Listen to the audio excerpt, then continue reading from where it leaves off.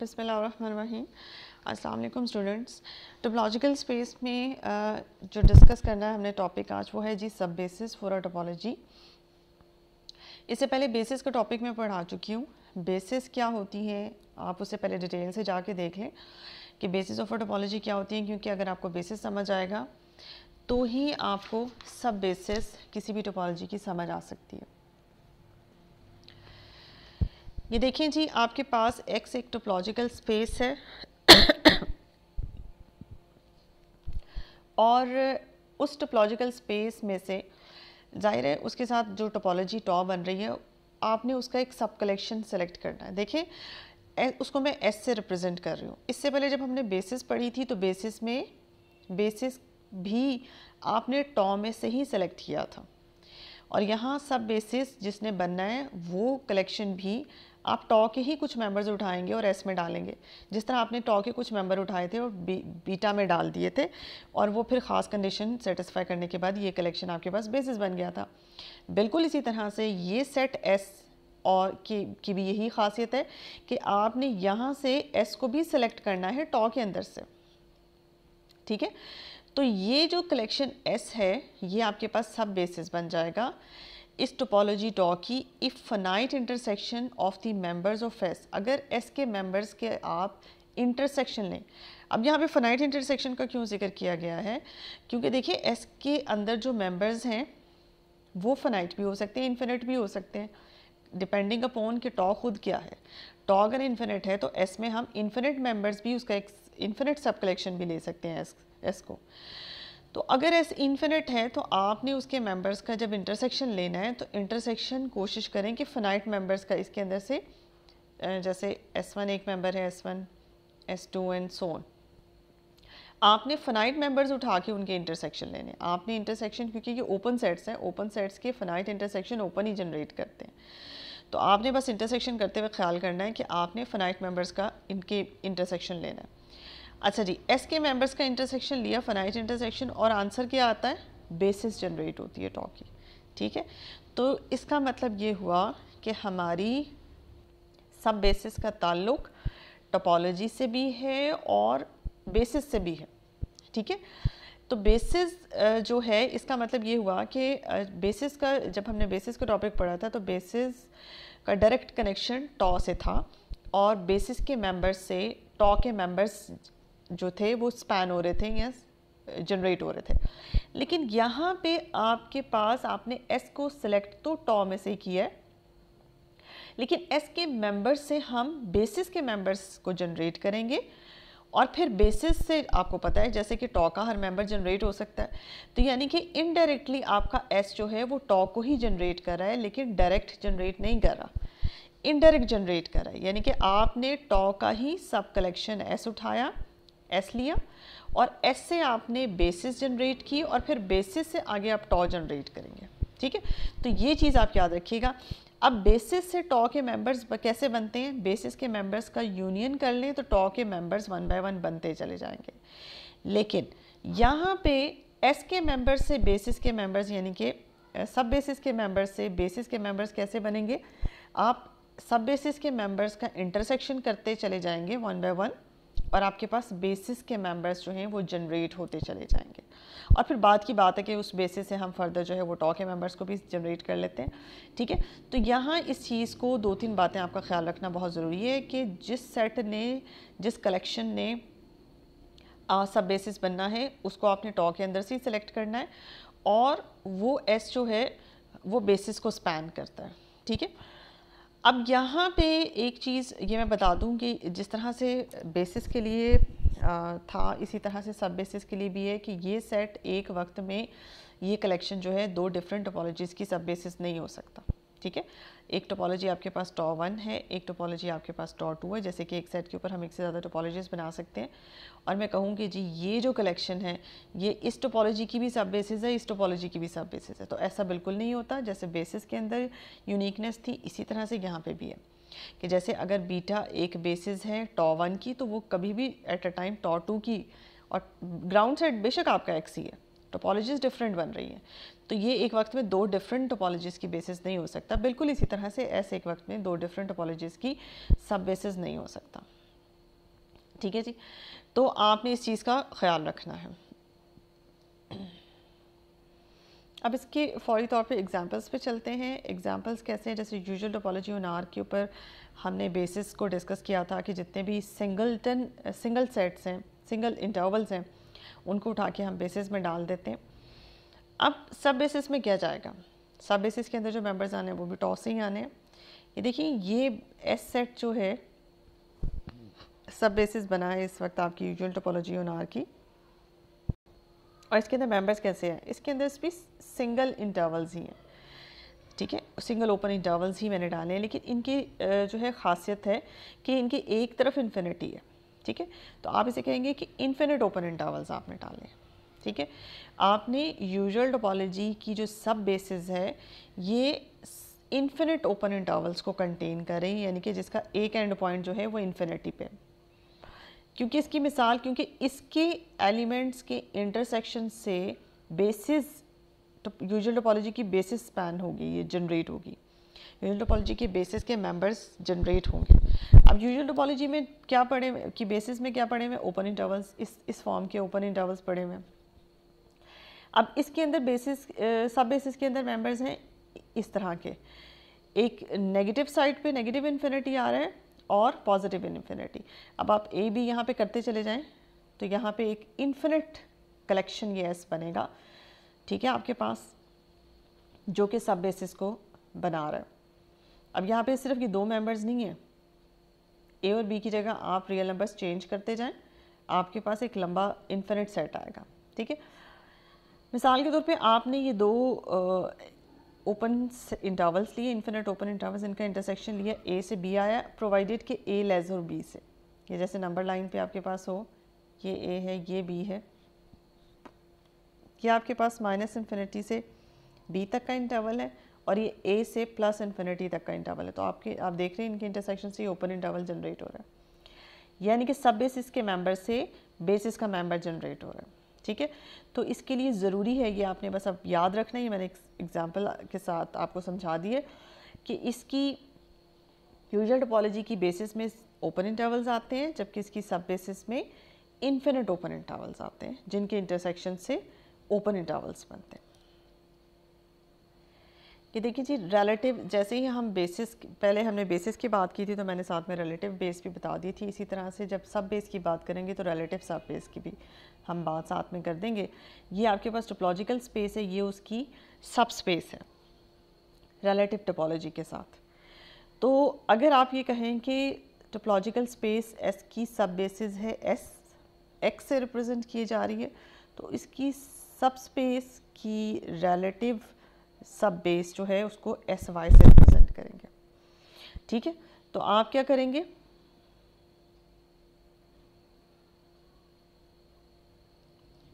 अगर S x के अंदर मेंबर्स हैं just like S one S two, तो एस वाई में कैसे मेंबर्स आएंगे, वाई का इंटरसेक्शन लेते जाएं इनके साथ, S one Y intersection S two. ठीक है, तो आपने एक चीज़ देखी होगी कि रिलेटिव की हर चीज़ ही जो है वो सुपर टोपोलॉजी से जनरेट हो रही है। रिलेटिव टोपोलॉजी सुपर टोपोलॉजी के मेंबर्स से जनरेट होती हैं, रिलेटिव की बेसिस जो है सुपर टोपोलॉजी की बेसिस से जनरेट होती है, इसी तरह से रिलेटिव की सब बेसिस सुपर टोपोलॉजी की सब बेसिस से ही जनरेट होगी। सेम वही पैटर्न है जो रिलेटिव टोपोलॉजी का पैटर्न है। अच्छा, इससे ही रिलेटेड एक एग्जांपल मैं आपको करा दूं। फॉर एग्जांपल एक्स आपके पास एक सेट है, फाइनाइट सेट है, और ये बीटा, अच्छा यहाँ से इस चीज़ को अभी जहन से निकाल दें। ठीक है, अब आप ये देखें, ये एक कलेक्शन है, इसके अंदर आपको एक सेट नज़र आ रहा है ए बी, एक सेट बी सी और एक सेट डी। ये क्या है, ये तीनों सेट्स क्या हैं, ये बेसिकली एक्स के कुछ मैंने सबसेट्स बनाए हैं और उन सबसेट्स को उठा के मैंने इस कलेक्शन ए में डाल दिया।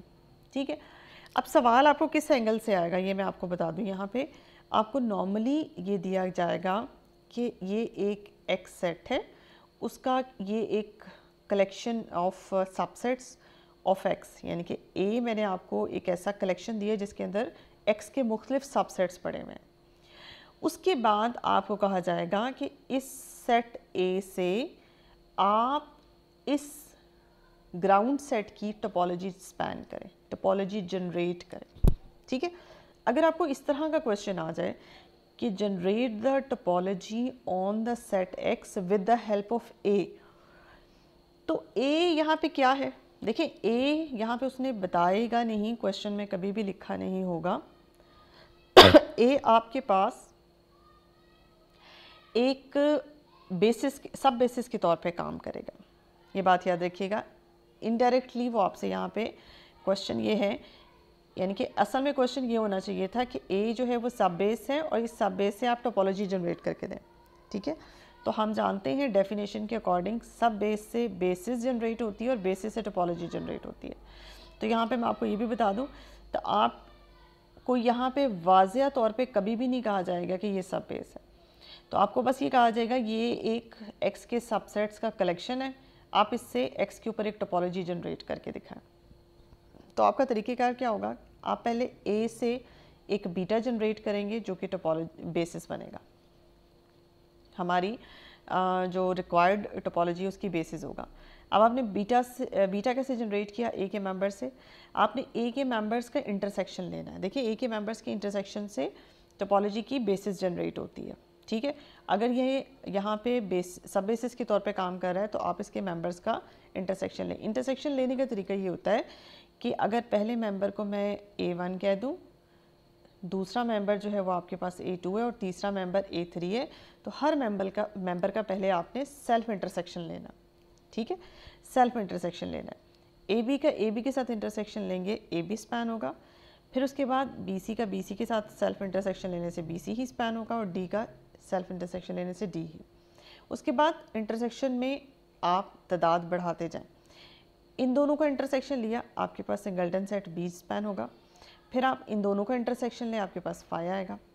उसके बाद फिर आप इन दोनों का इंटरसेक्शन लें, BC और D का, अगेन आपके पास 5 आएगा, रिपीट नहीं होगा। फिर उसके बाद तीनों का इंटरसेक्शन लें तो आपके पास क्या आएगा, अगेन 5 आएगा, ठीक है। अच्छा, और साथ ही साथ मैंने यहाँ पे एक्स क्यों लिखा हुआ है ये भी मैं आपको बता दूँ, ये एम्प्टी इंटरसेक्शन से लिखा हुआ है। देखिए आपको तरतीब इस तरह से शुरू करनी है, आपने सबसे पहले एम्प्टी इंटरसेक्शन लेना, लेकिन आप ना लें, आप पहले सेल्फ इंटरसेक्शन ले लें मेंबर्स का, फिर 2-2 का इंटरसेक्शन लें, फिर 3-3 का इंटरसेक्शन लें, ज़्यादा है तो फिर 4-4 जैसे आपके मेंबर्स हैं वैसे वैसे तादाद इंटरसेक्शन में बढ़ाते रहें, जो जो आंसर आएगा वो यहाँ डालते जाएँ। और एक्स का मतलब है आपके पास एम्प्टी इंटरसेक्शन। अगर आप ये एम्प्टी इंटरसेक्शन वाला काम ना भी करें तो मुझे कोई इतराज़ नहीं, आप इस एक्स को अपने कन्वीनियंस के लिए यहाँ पे इग्नोर कर दें, कोई बात नहीं, इट्स ओके।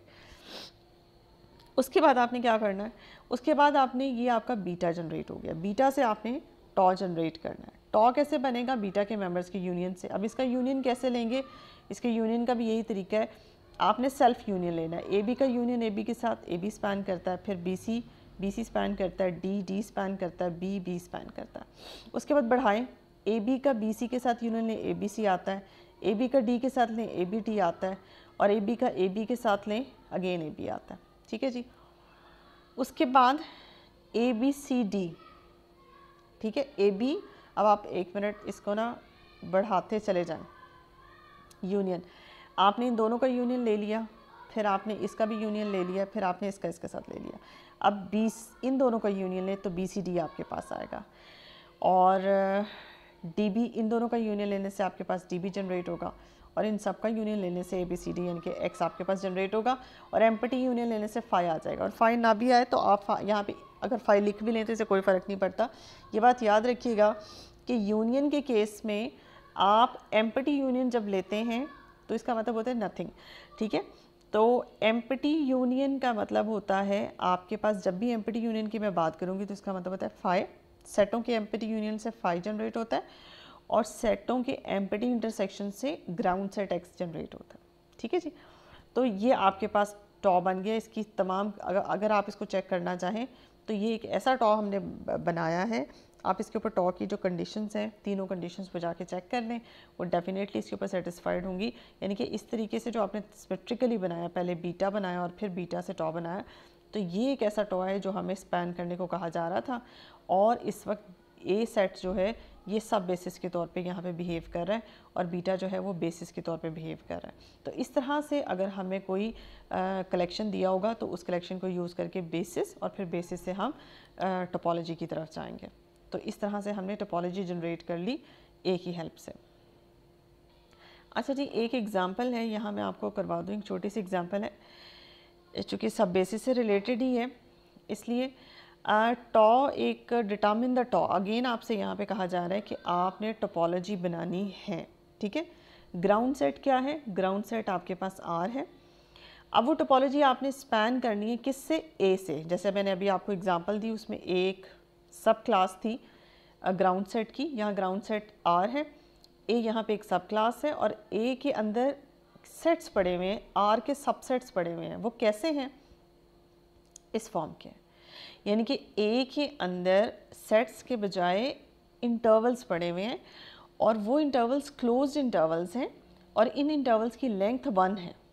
अगर आर के ऐसे सारे क्लोज इंटरवल्स मैं उठाऊं और ए कलेक्शन में डाल दूं तो फिर आपने ये शो करना है कि आपने ये चेक करना है, बल्कि बताना है कि ए का बिहेवियर फिर ए सब बेसिस के तौर पे बिहेव करेगा और सब बेसिस से, इस सब बेसिस से आपने टोपोलॉजी जनरेट करनी है आर के ऊपर, किस तरह की टोपोलॉजी जनरेट होती है, ठीक है।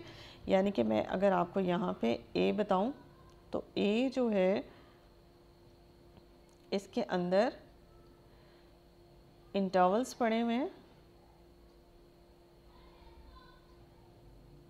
और ये सारे इंटरवल्स लेंथ 1 के, इस फॉर्म के। आप आर के मेंबर्स ए चेंज करते जाएं, आपके पास डिफरेंट इंटरवल्स आते जाएंगे। अच्छा जी, अब आपको क्या करना है, आपको टोपोलॉजी चेक करनी है। टोपोलॉजी के लिए पहले आपको ये देखना है, ये देखें क्लोज इंटरवल्स आपके पास ए के अंदर किस तरह के पड़े हुए, इस तरह के क्लोज इंटरवल्स। ये भी लेंथ 1 का है, ये भी लेंथ 1 का क्लोज इंटरवल है। आप पहले इसके मेंबर्स का इंटरसेक्शन ज़रा लेके देखें। मिसाल के तौर पे ये आपके पास है p-1 कंजेक्टिव ही, आपने यहाँ पे 2 क्लोज इंटरवल्स कंजेक्टिव ही उठाए, p-1 p और p+1। देखिए अगर तो 2 क्लोज इंटरवल्स कंजेक्टिव नंबर से बनेंगे तो फिर तो इनका इंटरसेक्शन आपके पास सिंगलटन सेट आएगा। ये देखें, ये आपके पास है नंबर लाइन पे p-1, ये आपके पास है p, ये आपके पास है p+1। अब जो क्लोज इंटरवल्स आप बना रहे हैं यहाँ पे 2 कंजेक्टिव क्लोज इंटरवल्स बना रहे हैं, तो इन दोनों क्लोज इंटरवल्स का इंटरसेक्शन जो है वो आपको साफ नज़र आ रहा है कि सिर्फ और सिर्फ p है। सिंगलटन सेट आएगा इसके आंसर में और वो आपके पास आएगा p। लेकिन अगर आपके पास ये इंटरवल्स कंजेक्टिव ना हो, फासले से हो, ये जैसे p+1 से p+2, ये क्लोज इंटरवल है और एक क्लोज इंटरवल आपके पास ये, तो फिर तो इंटरसेक्शन आपके पास 5 है।